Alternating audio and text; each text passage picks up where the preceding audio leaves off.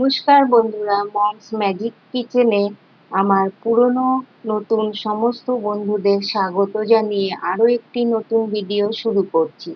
আজ আমি আপনাদের সাথে শেয়ার করব কাঁকরোলের একটি অসম্ভব সুন্দর নিরামিষ রেসিপি। বাজার থেকে এই রকম সতেজ সজীব কাঁকরোল কিনে এনে এখনই ঝটপট বানিয়ে ফেলুন। এই রেসিপিটা গরম ভাতের সঙ্গে জাস্ট জমে যাবে, রাতের ডিনারে রুটির সাথেও খেতে পারবেন। কাঁকরোলের আমি কাটা কাটা অংশটা একটু ছুরি দিয়ে চেঁচে এরকম লম্বা লম্বা টুকরো করে কেটে নিয়েছি। এখানে একটা মিডিয়াম সাইজের আলু লম্বা লম্বা করে সরু সরু করে কেটে নিয়েছি। আর নিয়েছি একটা মশলা করব, তার জন্য একটা বড় সাইজের টমেটো কুচি, সেই সঙ্গে খানিকটা পরিমাণ আদা কুচো আর কাঁচা লঙ্কা, এগুলো আমি মিক্সিং জারে দিয়ে একটা মিহি পেস্ট তৈরি করে নিচ্ছি। এবার আমি কড়াই চাপিয়ে দিয়েছি, কড়াইটা একটু গরম হয়ে গেছে। আমি এখানে 50 গ্রাম মতো মুগ ডাল কড়াইতে দিয়ে একটু ভাজা করে নেব। মুগ ডাল থেকে একটা সুগন্ধ বেরোবে আর মুগ ডালের কালারটাও একটু সামান্য চেঞ্জ হবে, সেই পর্যন্ত আমি একটু ভাজা করে নিচ্ছি। এইভাবে মুগ ডাল দিয়ে কাঁকরোলের রেসিপি আপনারা একবার বাড়িতে করে দেখুন। একদিন করলে বারবার করতে ইচ্ছা করবে। দেখুন মুগ ডালটা আমার ভাজা হয়ে গেছে। আমি এখন কড়াই থেকে মুগ ডালগুলো তুলে নিচ্ছি।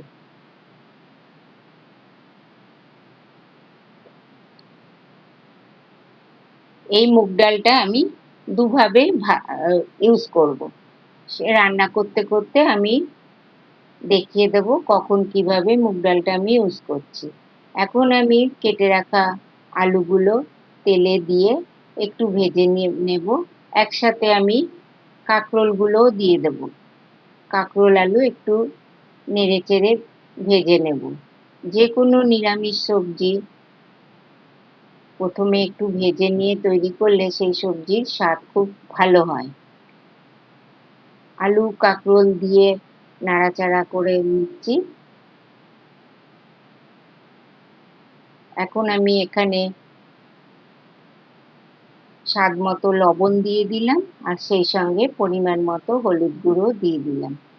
হলুদ আর লবণের সঙ্গে ভালো করে মিশিয়ে নিয়ে আমি কাঁকরোল আলুটা একটু ভেজে নিচ্ছি।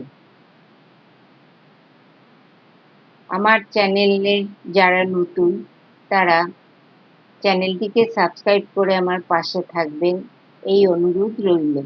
আর রেসিপিটা শেষ পর্যন্ত দেখতে থাকুন, আশা করছি আপনাদেরও ভালো লাগবে। যদি ভালো লেগে থাকে লাইক শেয়ার কমেন্ট করবেন। কথা বলতে বলতে আলু আর কাঁকরোল ভাজা হয়ে গেছে।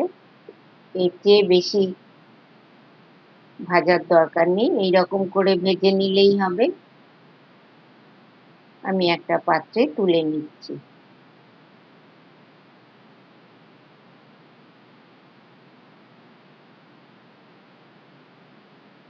এবার আমি একটা বাটিতে কিছু গুঁড়ো মশলা নিয়ে নিচ্ছি। প্রথমে দিয়ে দিলাম 1 চামচ ধনে গুঁড়ো, 1 চামচ জিরে গুঁড়ো আর হাফ চামচ লঙ্কা গুঁড়ো।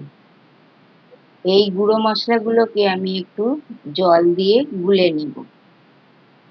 এখানে আমি দিয়ে দিচ্ছি সামান্য পরিমাণে হলুদ গুঁড়ো। জল দিয়ে মশলাটাকে কিছুক্ষণ গুলে রাখলে বাটা মশলার একটা স্বাদ আসে, সেই কারণে এইভাবে গুঁড়ো মশলাগুলো গুলে নিচ্ছি আমি জল দিয়ে, রেডি করে রাখছি।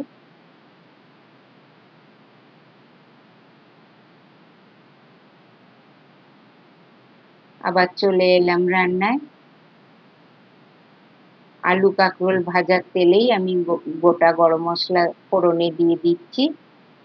তেজপাতা, শুকনো লঙ্কা, এলাচ, দারচিনি, লবঙ্গ আর শেষে দিয়ে দিলাম গোটা জিরে।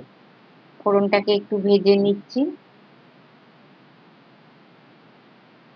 ফোড়ন থেকে যখন সুঘ্রাণ বেরোবে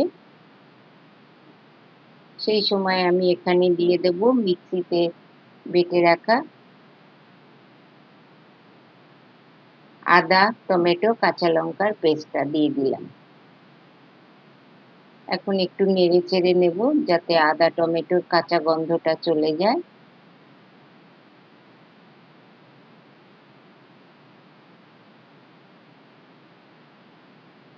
কিছুক্ষণ নেড়ে চেড়ে নেওয়ার পর আমি বাটিতে করে রাখা মশলাটা দিয়ে দিচ্ছি। এখন বাটিটা ধুয়ে সামান্য একটু জলও দিয়ে দেব।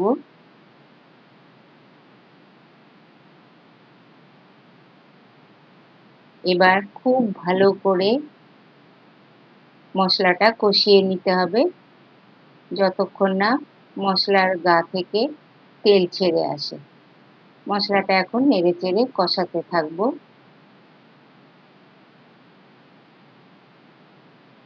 মশলা যত ভালো কষানো হবে তত ভালো সবজির স্বাদ হবে। সে কারণে বারবার নাড়াচাড়া করে ভেজে নেব। এখানে আমি দিয়ে দিলাম সামান্য পরিমাণে একটু লবণ। মশলার গা থেকে তেল ছেড়ে এসেছে, বোঝা যাচ্ছে, দেখতেই পাচ্ছেন আপনারা। মশলা তার মানে ভালোভাবে কষানো হয়ে গেছে। এখন আমি ভেজে রাখা আলু আর কাঁকরোলগুলো দিয়ে দিচ্ছি। এবার আলু কাঁকরোলকে খুব ভালো করে মশলার সাথে আরো কিছুক্ষণ কষিয়ে নিচ্ছি।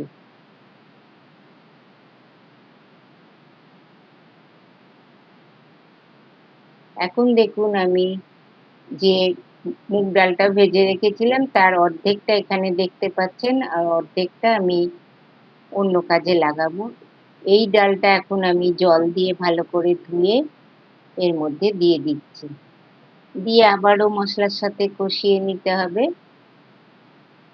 আর বাকি যে মুগ ডালটা অর্ধেক আমি তুলে রেখেছি ওইটা মিক্সিং জারে দিয়ে আমি একটু ওটার শুকনো গুঁড়ো করে নেব।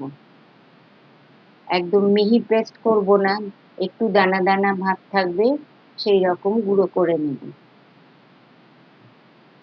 ততক্ষণ আমি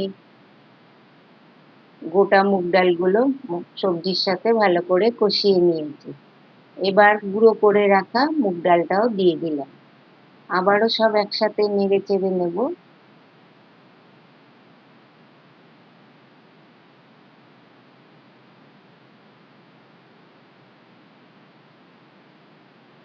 এবার দেখুন আমি কিছুটা পরিমাণ কারি পাতা ভেজে রেখেছিলাম সেটা দিয়ে দিলাম। আপনারা কষাবার সময় ফোড়ন যখন তেল বসিয়ে যখন ফোড়ন দিয়েছি সেই সময়ও কারি পাতাটা একেবারেই ভেজে নিতে পারবেন। তো এখন ঠিক এই মুহূর্তে ভাজা মুগ ডাল আর কারি পাতার সংমিশ্রণে এত সুন্দর একটা গন্ধ বেরিয়েছে, এই কারণেই সবজিটার স্বাদ হবে অতুলনীয়। এখন আমি পরিমাণ মতো গরম জল দিয়ে দিলাম। একটু বেশি পরিমাণেই দিতে হবে, ডাল সেদ্ধ হবে সেই কারণে, আর আলু কাঁকরোলও সেদ্ধ হওয়া বাকি আছে। জলটা সেই আন্দাজে দিতে হবে।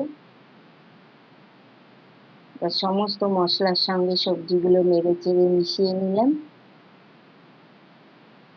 এখন একটা ঢাকনা চাপা দিয়ে কিছুক্ষণ সেদ্ধ করে নেব।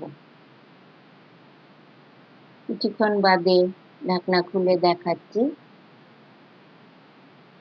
আমি চেক করে নিয়েছি আলু কাঁকরোল সেদ্ধ হয়ে গেছে। এখানে দিয়ে দিলাম 1 চামচ চিনি। চিনিটা অবশ্যই দিতে হবে নিরামিষ রান্না যেহেতু, একটু চিনি দিলে টেস্টটা খুব সুন্দর হয়। আর দিয়ে দিলাম 1/2 চামচ গুঁড়ো গরম মশলা। এখন আমি আপনাদের দেখাচ্ছি, দেখুন গোটা মুগ ডালগুলো সেদ্ধ হয়ে অনেক বড় বড় হয়ে গেছে। পুরো কিন্তু ডাল গলবে না, তাহলে ভালো লাগবে না। এখন আমার রান্নাটা এখানে কমপ্লিট হয়ে গেছে, সার্ভ করে দেখাচ্ছি। যদি রেসিপিটা ভালো লেগে থাকে অবশ্যই বাড়িতে ট্রাই করবেন এবং কমেন্ট করে জানাবেন কেমন লাগলো। আজ তাহলে আসি, ধন্যবাদ সবাইকে।